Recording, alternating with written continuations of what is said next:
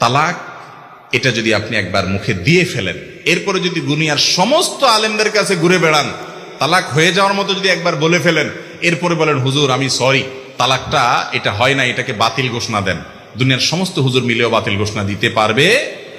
আমার জীবনে কত তালাকের মাসআলা দিতে গিয়ে যে চোখের পানি এসেছে সেটা বলার মতো না।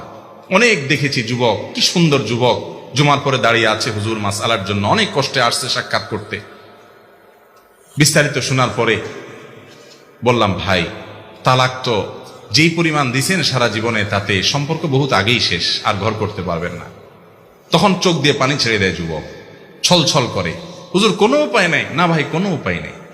হুজুর আমি তো লজ্জিত, তওবা করছি। ভাই তওবা করে লাভ নেই, আপনি একটা ছুরি নিয়ে আমার বুকে মেরে দিলেন, আমার প্রাণ বের হয়ে গেল।